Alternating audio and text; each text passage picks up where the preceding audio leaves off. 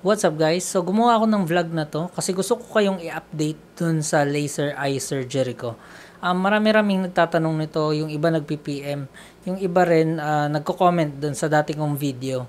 So sa mga hindi nakakaalam, nag-laser eye surgery ako or yung alam yung LASIK or yung tinatawag na smile surgery 3 months ago. So 3 months ago, pinagawa ko yun. Tapos eto niyo yung video na inantay niya yung update kung ano na nangyayari sa mata ko. So ang pinili ko ay yung smile surgery, no? Yun yung maliit na incision. So after 1 week, halos hindi na ako nagpapatak nung pinapatak na solution sa mata or yung lubricant na tinatawag. So, naubos rin yung yung pinaka prescribe nung doktor na kulay green, yun yung dati kong ginagamit.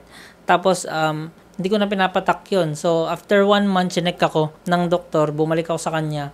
Kaya nga lang, ang problema, wala siya doon. So, yung parang karelyebo niya yung nag-check sa akin. Chinek yung mata ko, tinignan yung record ko. Ang sabi ng karelyebo niya na doktor is hindi niya daw malalaman na nagpa-opera ako sa mata kung hindi ko sinabi or hindi nakalagay dun sa may papel. Kasi kung titignan mo mabuti daw yung mata ko is wala na talaga, wala yung incision, walang nangyari. Unlike dun sa mga LASIK na yun nga, makikita pa rin nila, pero sa akin totally wala na. So chinek dun yung eye grade ko. So 20/15, mas malinaw pa yun sa normal na mata kasi yung normal na mata is 20/20. So yun, medyo mas malinaw ka pa, no? Kasi yun yung ina-achieve nila doon. So na-achieve naman yun. Sa dryness, wala na siya 1 week pa lang. So sa ngayon, yung dryness, okay na okay. Wala akong nararamdaman. Never ako nagpapatak. Tapos napansin ko lang pagkakatapat mo yung mga aircon or pag nasa restaurant ako, tapos 'di ba mga restaurant sa mga mall, madalas galing sa taas yung aircon, gumagano'n, bumababa yung lamig, no? Tapos tumatama sa mata mo directly yung aircon. Ayun, nagda-dry. Hindi ko lang alam kung normal yun siya sa mga normal na mata, no, nung hindi operado, no. Pero sa akin, yung basic experience ko, nakikipagpalit ako ng upuan. So, napansin nga rin yun ng waiter, ba't ka nakikipagpalit? Parang ganun. Kasi, yun nga, nag-adjust ako para sa mata ko. Kasi alam ko na pag nag-dry siya, unlike yung sa iba, yung mga normal na pag nag-dry siguro, parang pipikit-pikit lang sila. Ako naman, pag nag-dry, napansin ko, nagiging, siya, parang sticky, nagiging slimy siya. Minsan lumalabo yung paningin mo dahil nga yung nagiging sticky yung mata mo, nagda-dry. So, ginagawa ko, pupunta lang ako doon sa banyo, inuhugasan ko yung mata ko, yun na yun. Hindi ako takot na kailangan ko pa ng mga patak-patak. Kasi, ewan ko, sarado naman eh. So, basain mo na lang ng tubig doon sa banyo. So, nagkaroon ng time na medyo kinabahan ako kasi mga 2 months na natusok ni Che yung mata ko. As in, yung kuko niya, yung misis ko, medyo mahaba nung time na yun. Natusok niya yung mata ko. Directly talaga sa talagang eyeball talaga. Pero, yun nga, namula lang. Namula yung buong mata, pati yung black. Medyo apektado. Tapos yung part na to is namula talaga. As in, nasugatan talaga yung mata. So, thankfully, smile yung tinake ko.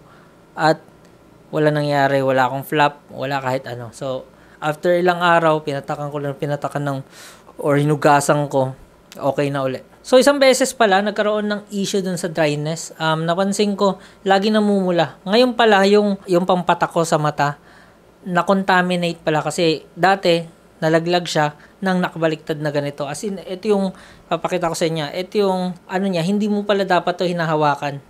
So, nahawakan ko yan. Once pa, nalaglag pa. Na-contaminate siya, no? Madumi na pala yung nasa loob. So, pinapatak ko pa rin sa mata ko. Napansin ko na namumula yung mata ko. As in, ilang weeks na, 2 weeks. So, nagtataka ako. Nagtanong na ako dun sa group, dun sa Facebook. Tapos, sabi nila, itry mo kayo magpalit ng solution. So, ang narekomenda sa akin ng mga nandun is Hayabac, 0.15%. Ayan, para makita nyo. Yan. So, yun yung binili ko. Worth 600 siya. Medyo masakit. Pero mas marami din siya. So, 10 ml siya. Hanggang ngayon, hindi pa rin ubos. Actually, mga 2 months ko nang ginagamit. Sa pagkakaalam ko, meron tong expiration. Wala na ako masyadong pake ngayon. Kasi kung expired na pala, hugasan ko lang dun sa may banyo. Okay? Hindi na ako bibili ng panibagong ganyan. Isa pa rin sa dryness pa rin. Kasi yun naman talaga yung pinaka-issue dito. No? Ako mahilig ako maglaro. As in, naglalaro ko buong araw minsan. So, umaabot ako ng 10 hours, ng pinakamahina ako 6 hours siguro or 3 hours. So, napansin ko, pagka medyo matagal na, alam mo yung mga masyado akong focused na laro, nagiging dry siya, no? na hindi naman nangyayari sa akin dati nung mga high school ako kasi nung nag-a-addict pa rin ako ng laro dati. So, never siya nangyari, napapagod lang ako or sumasakit yung ulo.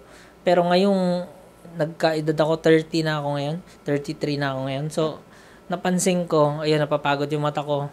Tapos pag napapagod ka, lumalabo na, alam mo yun, yung parang normal naman nata yun. Tapos, yun nga, nagda-dry, parang mahapdi siya. Gusto ko na itulog, talagang tulog ako. Tinutulog ko. Napansin ko ngayon, nilagyan ko yung game ko ng parang alarm na every 1.5 hour. So, 1.5 hour, focus ako sa game. Tapos, nagbe-break ako ng 30 minutes. Tapos, focus ulit sa game. Pero tingin ko, kung sa trabaho naman kayang-kaya. As in, gawin mo lang, ugasan mo lang sa banyo. Yun talaga yung pinaka the best na remedy doon. Ugasan mo. Sa swimming naman, ito, madalas yung tinatanong, after 1 month, nag-swimming na ako. Napansin ko, dati kasi, pagka nag-swimming ka, pagka medyo malakas yung chlorine, nakakapag-focus ka sa ilalim, tapos, pag angat mo, mahapdi mata mo. Pero alam mo yan, normal na hapdi lang. Yung ngayon kasi, pagka lumangoy ako, tapos may chlorine, buksan ko yung mata ko, as in, parang nasusunog yung mata ko. Pero, kaya naman yung sakit, pero mahapdi, alam mo yan. Ang ginagawa ko pagka ganun, parang wina-wiper ko, no? Sinasara, bukas-sara ko, para, alam mo yun, dinadalasan ko lang yung pikit ko, para lang yung tubig is ma-wipe ng mata ko. Kasi, ano naman to shot, as in naka-vacuum shot naman to mata natin pag sumasarang ganyan So, napupunasan yan na ilalabas niyo yung kung anong dumi. So, once nag-swimming ako, nakalimutan kong banlawan yung mata ko. So, naliligo sa shower.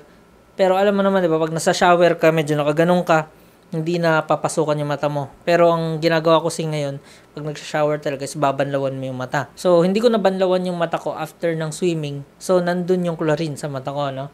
Napansin ko lang na napakalagkit ng mata ko na medyo mahapdi-hapdi nung pagtapos. As in, ayun yung napansin ko. Pag nagda-dry nga, is nagiging slimy, nagiging mas malagkit siya, tsaka nagkakaroon ka ng panlalabo ng paningin. Hindi lang etong buong paningin, yung parang spot lang. Alam mo yan, mapapansin mo yan Pero tinanong ko sa doktor yon, yung spots na panlalabo, normal naman daw yun, kahit na yung mga normal daw na mata, pag nagda-dry, ganun daw talaga. So, lagi mo lang isipin na pagka nararamdaman mo yung mga ganun, parang malagkit yung mata ko ngayon, automatically dry yun. Kumbaga, kailan ba nangyayari sa akin yan? Mga once a month. So, huwag kayong kabahan.